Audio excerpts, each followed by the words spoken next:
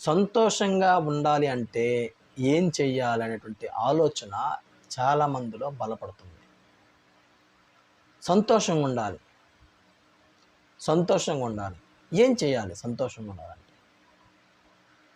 అప్పుడు మనిషిలో ఏర్పడేటువంటి ఒక భావజాలం ఏందంటే, చెడ్డ వాటిని అన్వేషించడం మొదలుపెట్టారు.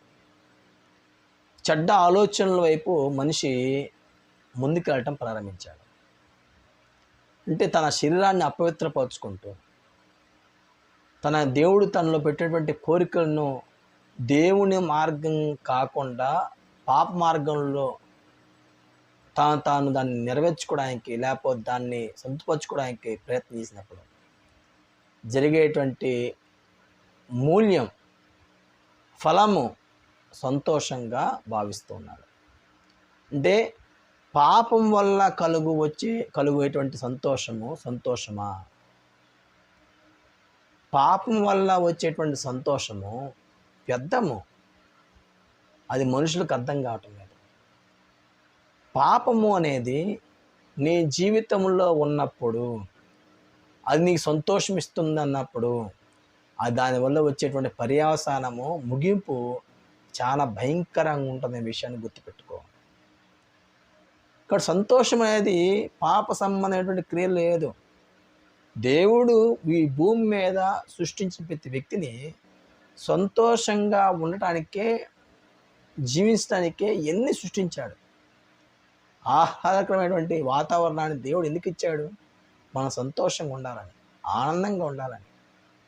అయితే ఇక్కడ మనము సంతోషాన్ని వెతికేటువంటి క్రమంలో దేవుడు నియమించేటువంటి నియమాన్ని పక్కన పెట్టి ఎప్పుడైతే మనిషి సంతోషాన్ని వెతకడం ప్రారంభించాడో అప్పుడు సమస్య ఏర్పడుతుంది. సమస్య అనేది ఎప్పుడు ఏర్పడద్దో అప్పుడు అక్కడ పాపం ఉంటుంది. పాపము వచ్చేటువంటి, లేదా పాపం వల్ల వచ్చేటువంటి జీతము మరణము అని బైబిల్ గ్రంథం చెబుతుంది. కాబట్టి పాపం వల్ల సంతోషం రాదు. పాపం వల్ల వచ్చేది ఏంటంటే మరణం. దాని యొక్క పర్యవసానం భయంకరం. అది మనుషులు గ్రహించటం లేదు. ఈరోజు చాలామంది యువత ఈ డ్రగ్స్కి, మందుకి, గంజాయికి, లేదా ఇంకా నానబెట్టినటువంటి మత్తు పదార్థాలకి అలవాటు పడుతూ ఉన్నారు. దాంట్లో సంతోషం ఉందని భావిస్తున్నారు. కొంతమంది పబ్స్కి, ఇలాగా విచ్చలవిడి జీవితాన్ని జీవిస్తూ సంతోషాన్ని దాంట్లో వెతకడానికి ప్రయత్నం చేస్తున్నారు. సంతోషం అనేది దాంట్లో లేదండి. అది పాప సంబంధమైనటువంటి క్రియా జీవితము. దేవుడు మత్తు పదార్థాలతో నీ శరీరాన్ని సంతోషపరచుకోమని చెప్పాడా? దేవుడు గంజాయి, గుట్కా, కైని, పాన్పరాకు, సిగరెట్టు, మద్యము, వీటితో నీ శరీరాన్ని నువ్వు సంతోషపరచుకోమని చెప్పాడా? అసలు దేవుడు ఏం చెబుతున్నాడు సంతోషపరచబడటానికి? ప్రభునందు ఆనందించుడి, ఎల్లప్పుడూ ప్రభునందు ఆనందించడని బైబిల్ గ్రంథం బోధిస్తుంది. దేవుడికి ఏది సంతోషం ఇచ్చిద్ది? నీ జీవితంలో దేవుడికి ఏ సంతోషం ఇచ్చింది? ప్రభునందు ఆనందిస్తూ ఉంటే దేవుడికి సంతోషం.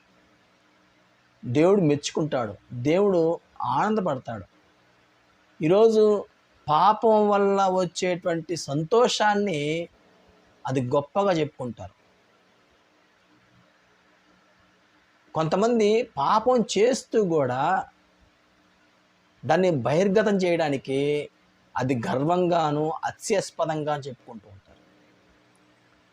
అంటే ఎంతగా సమాజము లేక యువత, యవ్వనస్తులు పాడైపోతున్నారంటే, సంతోషము అనే దాన్ని వెతకటానికి విచ్చలవిడి జీవితాన్ని అవలంబిస్తున్నారు. విచ్చలవిడి జీవితం అనేది సంతోషాన్ని ఇవ్వదు. ప్రభునందు మాత్రమే ఆనందం ఉంది, ప్రభునందు మాత్రమే సంతోషం ఉంది. ప్రభువే నీకు మేలై ఉన్నాడు. ప్రభునందు జీవితము అది క్షేమకరమైనది, సంతోషకరమైనది. ఇది మనిషి విస్మయించాడు. ఎప్పుడైతే ఈ మనిషి ఈ ప్రభువునందున్నటువంటి సంతోషాన్ని, ఆనందాన్ని విస్మరించాడో జరిగేటువంటి పరిణామాలన్నీ కూడా చాలా తీవ్రంగా ఉంటాయి. ఈరోజు ఈ సెల్ ఫోన్ల ద్వారా కానీ, ఈ సినిమాల ద్వారా కానీ, ఈ టీవీలో వచ్చేటువంటి నాటికల వల్ల కానీ, ఇంకా నానా విధమైనటువంటి ప్లాట్ఫామ్స్ ద్వారా వచ్చేటువంటి ఈ సినీ రంగంలో ప్రజలు, యువత తొందరగా చెడిపోతున్నారు. తొందరగా దాన్ని నాశనం చేసుకుంటున్నారు. దాంట్లో సంతోషం ఉందని భావిస్తున్నారు. అదే సంతోషము, అదే లైఫ్ ఎంజాయ్ చేయటం అనేటువంటి ఆలోచనకి మనిషి వెళ్ళిపోతున్నారు. దేవుడు పాపాన్ని బట్టి ఒక వ్యక్తి సంతోషాన్ని కలిగి ఉంటే దాన్ని ఎంత మాత్రం కూడా మెచ్చడు.